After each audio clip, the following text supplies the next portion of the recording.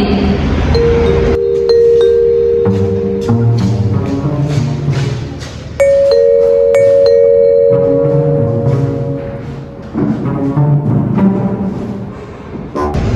Bukas magkakaroon tayo ng pagsusulit tungkol sa ating ginanakay kanina. Naintindihan? Ano yung pinalaki mo kanina? Kahit na yan kasi palate-late ka. May kopya ka ba? Punta ka na lang sa silid akhlatan. Marami doon.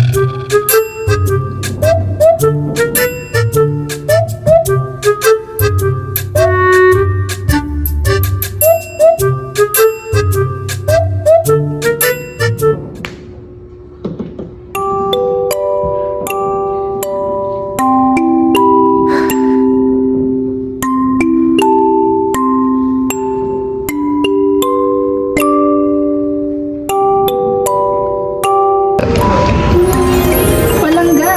Bumangon ka na at kumain. Ha? Palangga? Oo, bakit? Hindi ko palangga pangalan ko. Alam ko, tinatawag lang kitang palangga, ibig sabihin nun, minamahal o mahal. Palangga. Tara na.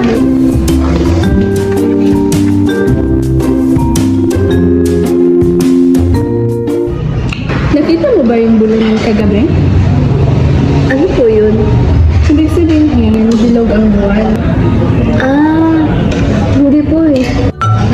Napasobra ata yung tulog mo kagabi.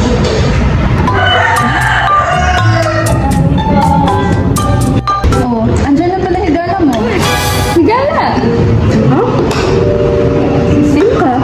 Higala mo. Kaibigan mo. Ano ka ba? Kaibigan?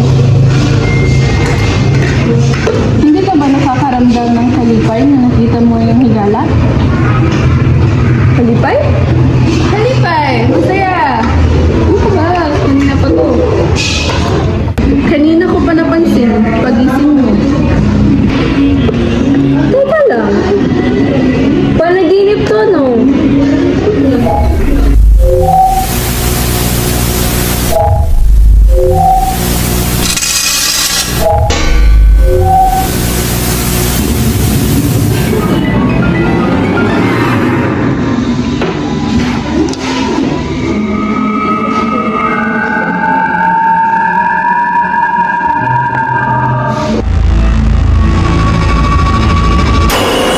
Miss, gumising ka na. Magagabi na, oh.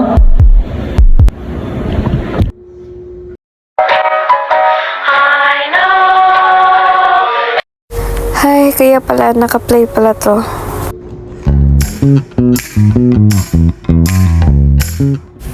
Ito ay nagmula sa pinagsamang etniko at dialect. Taglay nito ang salitang nagiging bahagi ng pagkakakilanlan ng mga isang pangkat etniko. Kaya pala ganun yung panaginip ko. Ibig sabihin, bawat etniko ay maaaring may sariling etnolek, isang paraan ng pagsasalita na nakakakilanlan sa kanilang grupo, kagaya ng palangga, higala, bulanon, kalipay, at ito ay nanggaling sa Cebuano na kultura.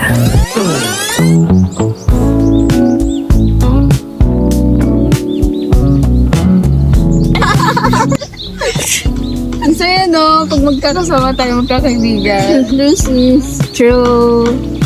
Ay, nako. Buti na lang, presko ng hangin dito, no? Teka lang, ha? Tumatawag si Ma'am Shi ko. Hello, Ma'am Shi. Hello anak, anong oras ka uuwi? Uuwi na rin po kami. Pwede ba mamaya pag uwi mo, hugasan mo yung pinggan at ilagay mo sa pamingganan? Sige po. Ilalagay ko lang po sa papingganan. O siya, aalis na kami ng papsi mo. Sige po. Ingat! Bye-bye! Napansin ko kasi mo? Iba ang mga salita mo kapag kausap mo ang mama mo? Oo nga. Oo. Ginagamit na kasi namin yan sa bahay. Nakasanayan na namin gumamit. Kagaya ng mamshi, hapshi, kamingganan.